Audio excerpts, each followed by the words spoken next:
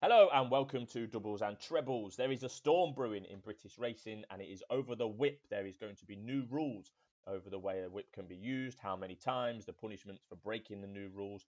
And I'm not exaggerating, in the coming weeks it could be absolute mayhem. The Cheltenham Festival starts on March the 14th, the biggest showcase of British racing for the whole year, the biggest audience, millions will watch, millions more pounds will be bet. And changes to the whip rules come into force on February the 13th. I could be here for an hour explaining how we got to this point. It's been unsurprisingly chaotic, but where did we start? So in 2021, the BHA conducted a consultation on the use of the whip in racing. This included a public consultation, thousands of people filled out questionnaires, and there was a cross section of people from the racing industry that formed a steering group. And it looked a little bit like this. Those were the people on it. Nothing was off the table when the consultation started. Um, Everything from removal of the whip completely to changing nothing was a possibility, and everything in between. They won't admit it publicly, but public perception was surely on the agenda.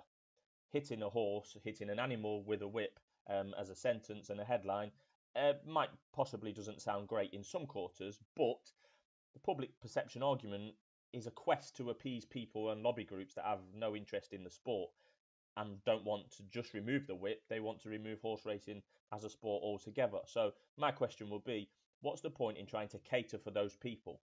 Maybe that's a whole different topic for another day. As you'll see from the image, two leading jockeys are on the panel. PJ McDonnell from the flat and Tom Scudamore, who's a leading jumps jockey. More of those two later. In July 2022, the findings and changes to the rules were announced. Just to reiterate, that was nearly 7 months ago. We might come back to that point a little later on. The main change was a big one. It was the whip could no longer be used in the forehand position, as you can see from the pictures there. That means the stick coming out of the front of the hand and away from your body. The backhand position was allowed and preferred for two main reasons.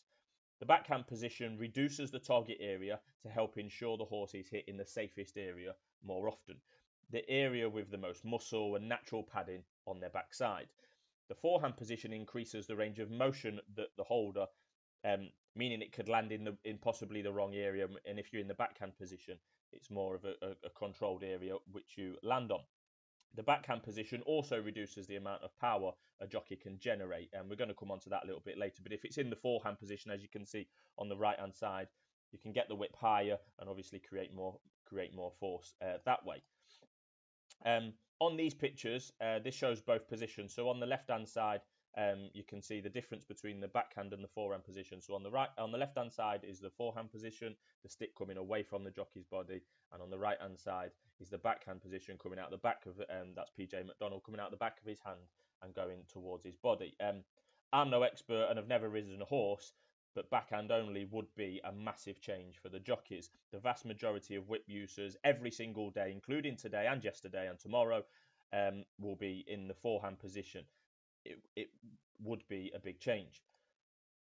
But that was a but. Would that come in? I mean, it was in the rules initially, and it was pretty quiet for a few months. There was promotional videos, as you saw. PJ McDonnell there did interviews on Racing TV, and others. Tom Scudamore did similar.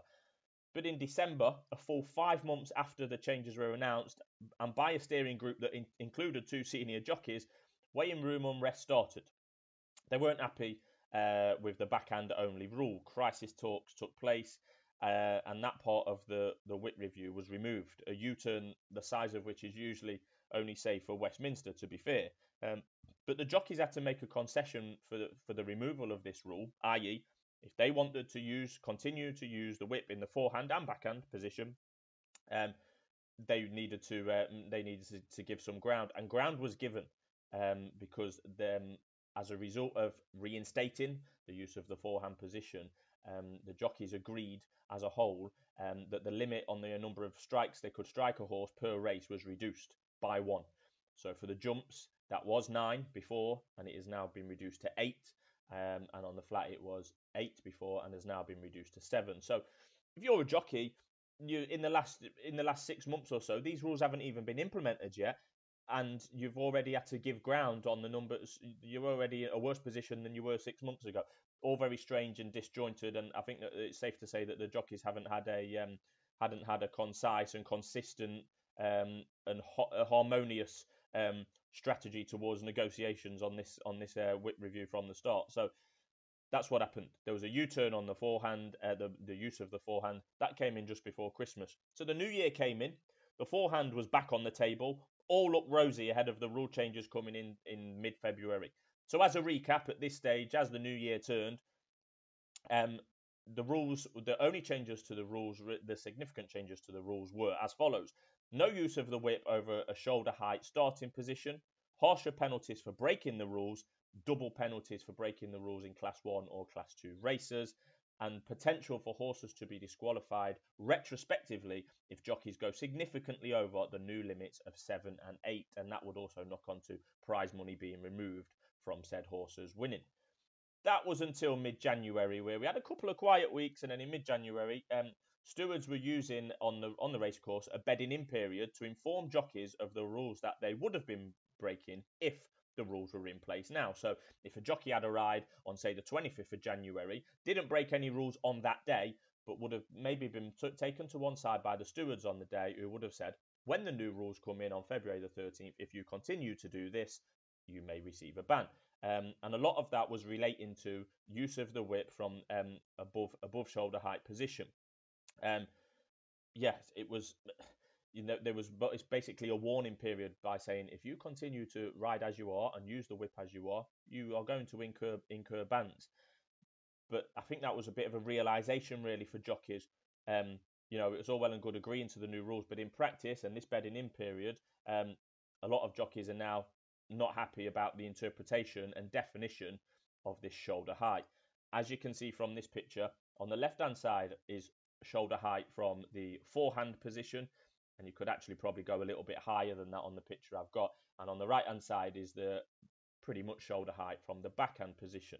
As you can tell from the pictures, it's harder to go any higher in the backhand position than what PJ's going there on the right-hand side. It's quite an unnatural position for the shoulder and the arm to get into.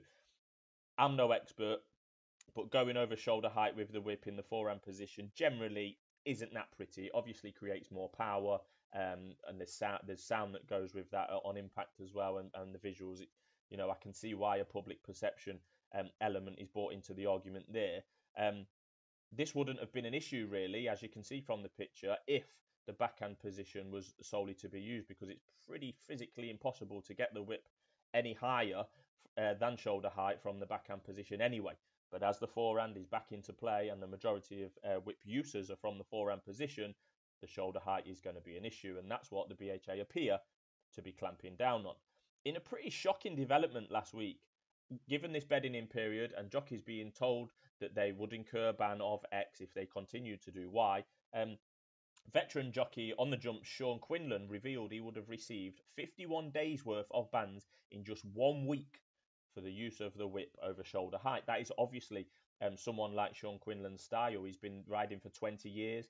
He says he's never been brought in for misuse of the whip before then in all of his time. So yeah, sometimes it does go over shoulder height, not particularly against the rules as it stands now, but it would be come February the 13th, and to have potentially racked up 51 days worth of bans in 1 week's worth of riding for someone like Sean Quinlan is potentially career changing or possibly even career ending.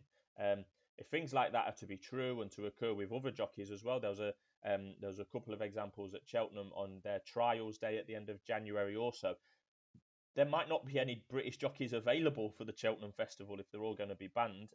Again, the new rules are coming in on the 13th of Feb, so there's about a month's worth for them to basically abide by the rules if they want any chance to be riding at the Cheltenham Festival and don't want to be racking up bans. So what next is the question. Another U-turn possibly on the shoulder height rule.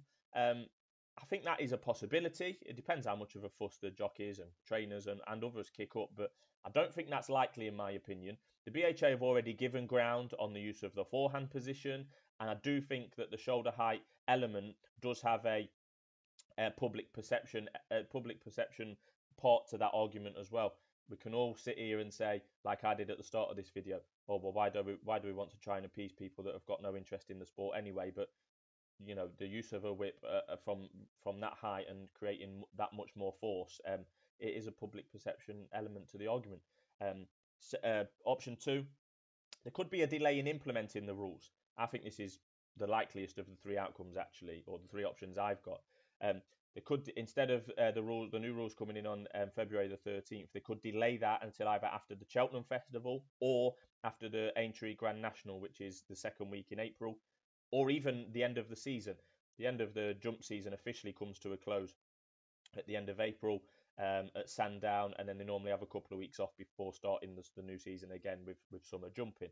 So though it could be, the implementation of the rules could be delayed. I think that's sensible, and I think that is probably the most likely thing to happen at this stage. Or there could be no change. The authorities could say, we've already U-turned on the forehand, we're going to dig in over this use of the whip over shoulder height, and these are the rules, and you've got to amend or retrain your style and stop using the whip over head height or be banned. The authorities could dig in. That would be on February the 13th. That's a possibility. But that final option could lead to all hell could break loose, to be honest. It could lead to strike action from jockeys. Now, I'm not doing an impression of Mick Lynch here.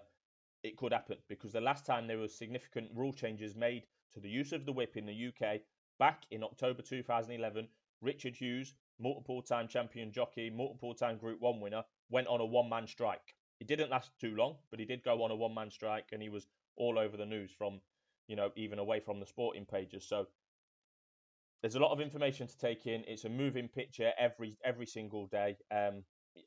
Anything could happen. And all I would say at this stage is buckle in. There's some bumps in the road to come between now and Cheltenham and possibly the end of this flat jump season.